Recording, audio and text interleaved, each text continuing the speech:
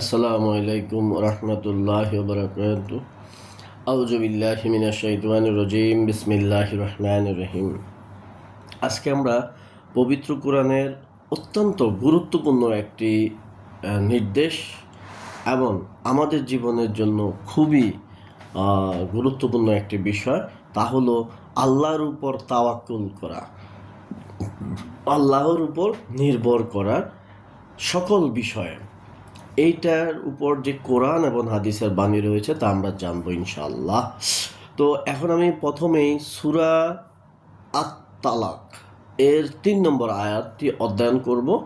এটি হলো পবিত্র কোরআনের ৬৫ নম্বর সূরা, যেখানে আল্লাহ বলেন, বিসমিল্লাহির রহমানির রহিম, وَمَن يَتَوَكَّلْ عَلَى اللَّهِ فَهُوَ حَسْبُهُ إِنَّ اللَّهَ بَلِيغُ أَمْرِهِ। যার অর্থ হলো, যে ব্যক্তি আল্লাহর উপর নির্ভর করে আল্লাহ তার জন্য যথেষ্ট। যে ব্যক্তি আল্লাহর উপর কি করে, নির্ভর করে, আল্লাহ তার জন্য যথেষ্ট। আপনি পুরোপুরি আল্লাহর উপর নির্ভর করবেন, আল্লাহ আপনার জন্য যথেষ্ট। হ্যাঁ, আবার অনেক বোকা আছে, তারা না বুঝে কি করবে, কাজ না করে বসে থাকে না। আপনার হলো চেষ্টা, সফলতা দেওয়ার মালিক আল্লাহ।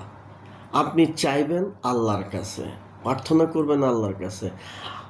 কোনো মানুষকে, অনেকে আছে কিছু চাওয়ার জন্য, পাওয়ার জন্য কোনো একজন মানুষকে বলে বসে, আপনি ছাড়া আমার আর কেউ নাই, আস্তাগফিরুল্লাহ, নাউজুবিল্লাহ, এগুলো বলাই যাবে না।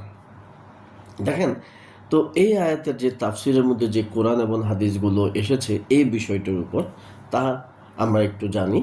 যেমন আল্লাহ বলেন, যে কেউ আল্লাহকে ভয় করে আল্লাহ তার পথ করে দিবেন। অর্থাৎ যে ব্যক্তি শরীয়তের আহকাম পালন করবে, আল্লাহর হারামকৃত জিনিস হতে দূরে থাকবে, তিনি তার মুক্তির পথ বের করে দিবেন, আর তিনি তাকে তার ধারণাতীত উৎস হতে দান করবেন।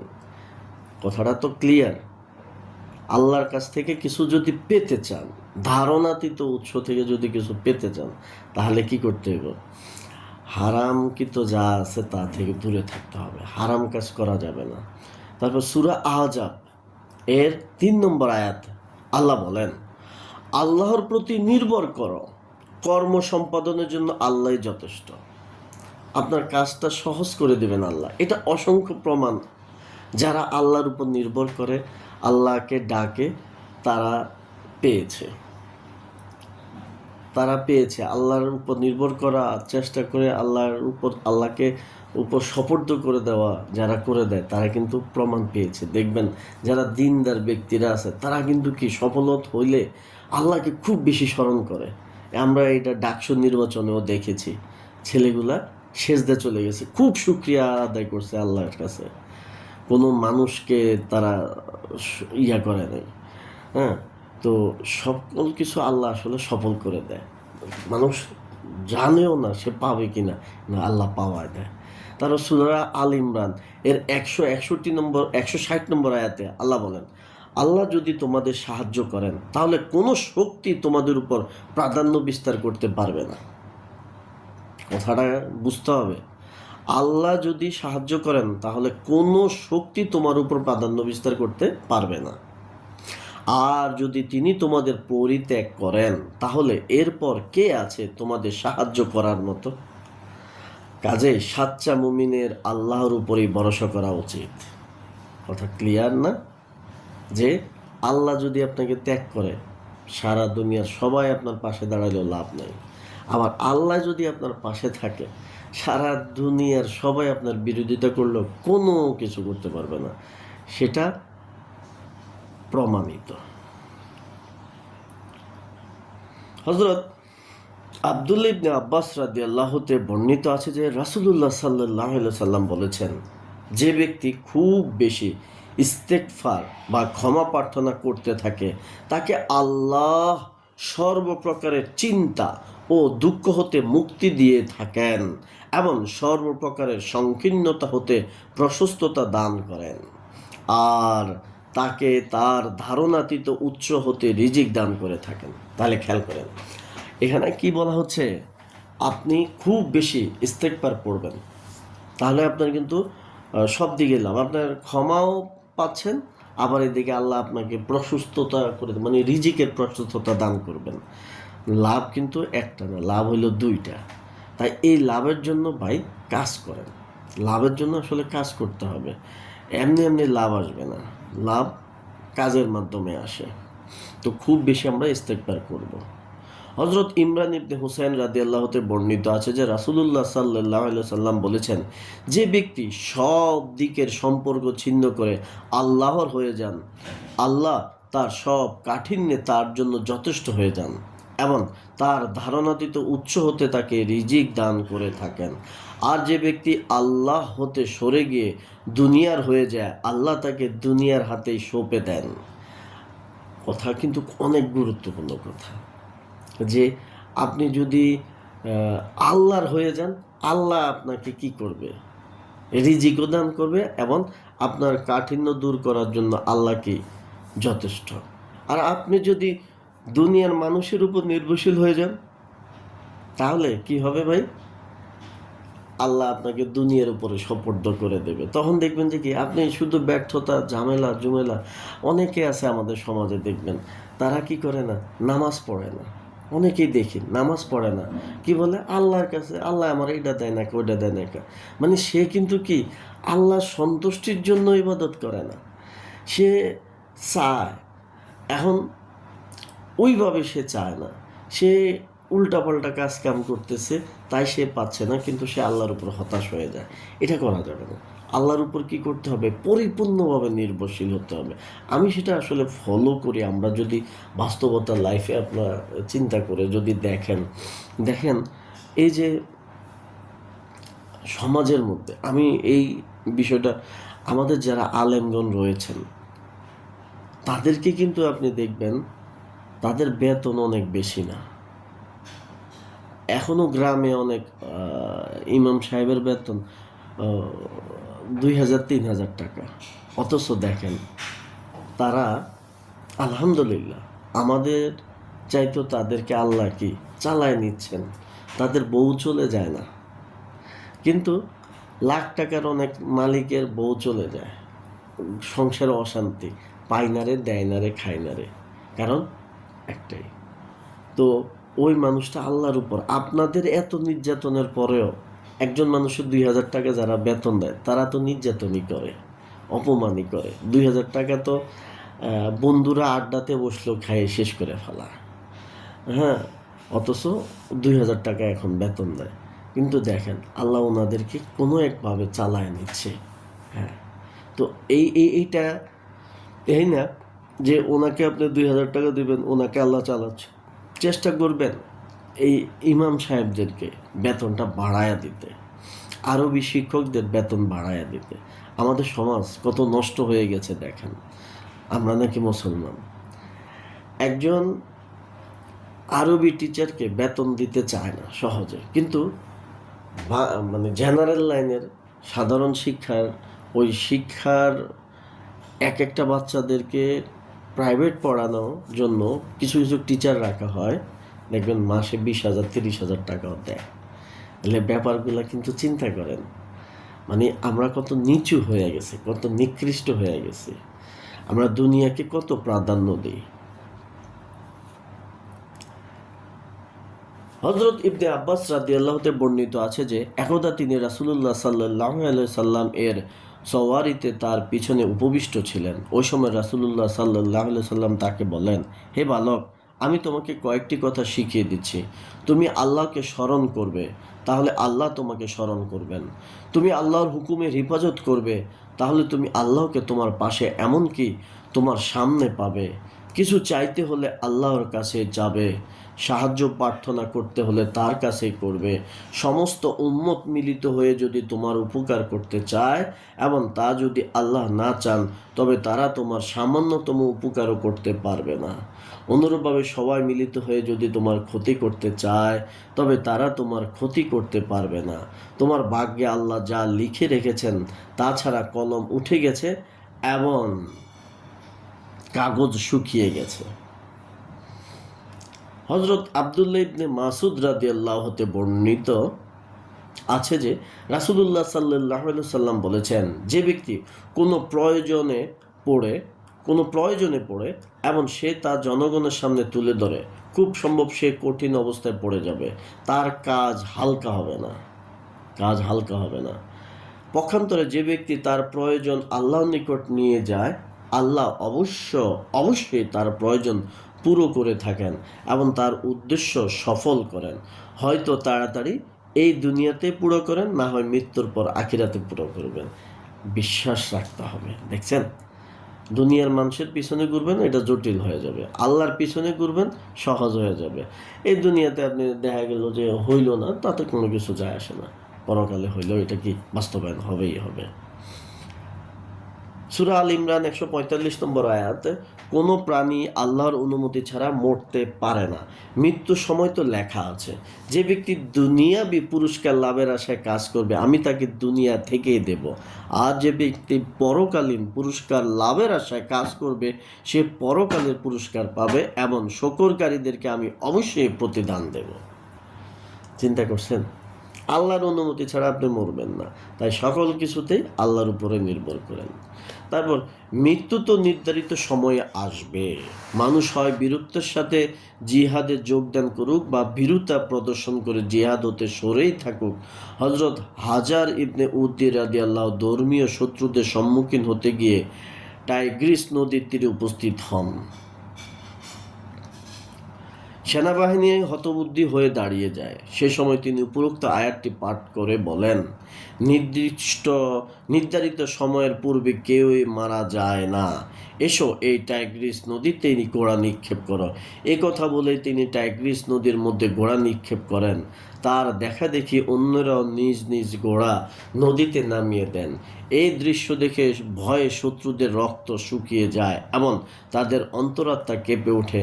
তারা পরস্পর বলাবলি করে, এরা তো পাগল, এরা সমুদ্রের তরঙ্গকেও ভয় করে না, কাজে চলো আমরা পলায়ন করি। অতএব তারা সবাই পালিয়ে যায়। বিশ্বাসটা এরকমই হইতে হবে, আল্লাহ সাহায্য আসবেই। দেখছেন, মানে আল্লাহর উপর নির্ভরশীলতা, আল্লাহর উপর তাওয়াক্কুলটা, আল্লাহর কথা বিশ্বাসটা কেমন দৃঢ় ছিল। ঘোড়া নামায় দিছে, ভয় পায় নাই। আল্লাহ কি করছে? বিজয় দান করে দিছে। তো ভাই ভাই বুঝতে হবে, মানতে হবে, ইসলামের পথে চলতে হবে। সহিহ বুখারী শরীফের 6614 নম্বর হাদিস, আবু হুরায়রা রাদিয়াল্লাহুর সূত্রে নবী সাল্লাল্লাহু আলাইহি সাল্লাম থেকে বর্ণিত, তিনি বলেন, আদম ও মুসা আলাইহিস সালাম পরস্পরে বাদানুবাদ করেন। মুসা আলাইহিস সালাম বলেন, হে আদম, আপনি আমাদের পিতা, আপনি আমাদেরকে বঞ্চিত করেছেন এবং জান্নাত থেকে আমাদেরকে বের করেছেন। আদম আলাইহিস সালাম তাকে বলেন, হে মুসা, আল্লাহ আপনাকে তো নিজ কথার মাধ্যমে সম্মানিত করেছেন এবং আপনার জন্য নিজ হাত দ্বারা লিখেছেন। অতএব আপনি কি আমাকে এমন একটি কাজের ব্যাপারে তিরস্কার করছেন যা আমাকে সৃষ্টি করা 40 বছর পূর্বেই আল্লাহ নির্ধারিত করে রেখেছেন? তখন আদম আলাইসাল্লাম মুসা আলাইসাল্লামের উপর বিতর্কে জয়ী হলেন। এই কথাটি রাসূলুল্লাহ সাল্লাল্লাহু আলাইহি সাল্লাম 3 বার বলেছেন।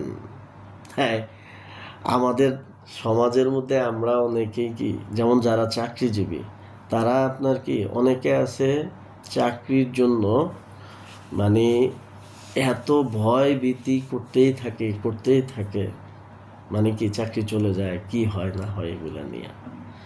এখানে দেখেন 40 বছর আগে আল্লাহ লেখা রেখা দিছে কি হবে না হবে।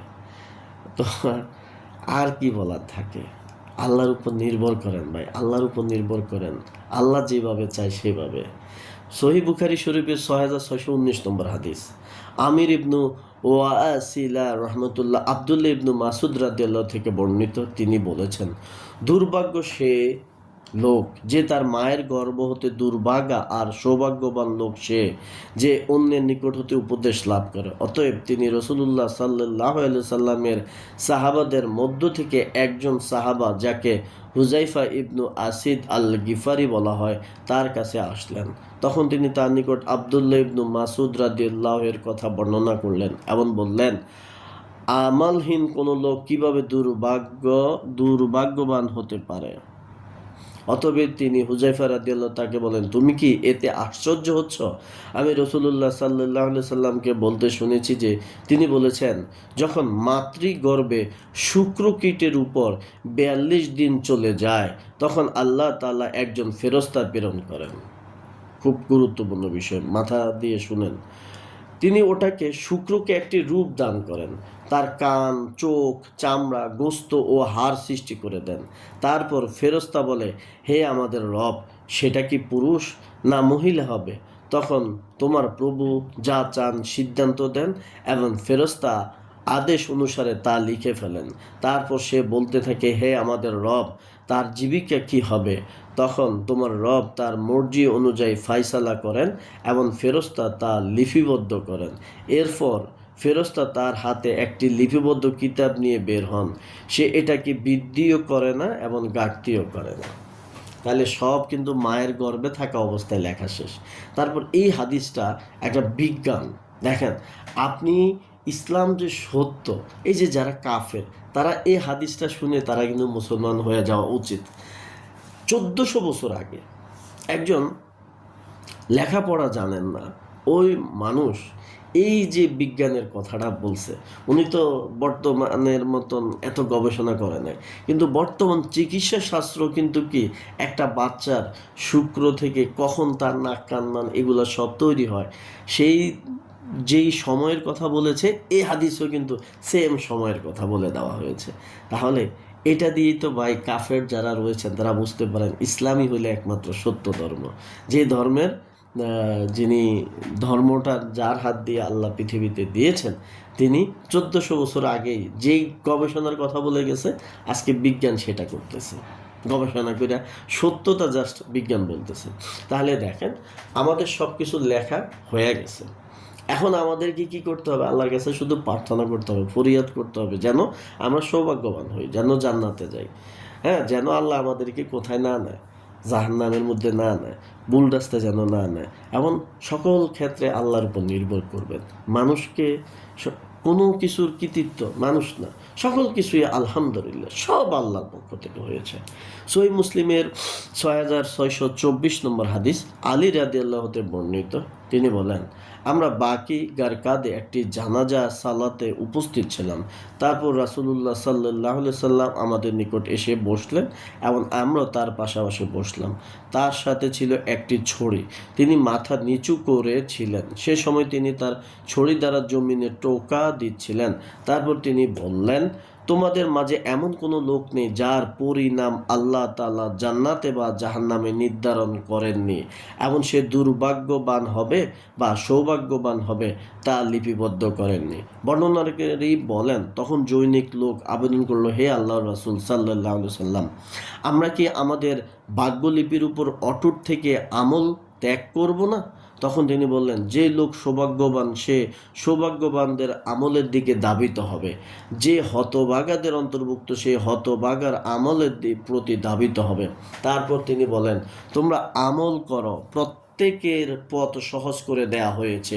অবশ্যই সৌভাগ্যবান লোকদেরকে সৌভাগ্যের আমল করা সহজ করে দেয়া হয়েছে, হতভাগ্যদেরকে হতভাগ্যের আমল সহজ করে দেয়া হয়েছে।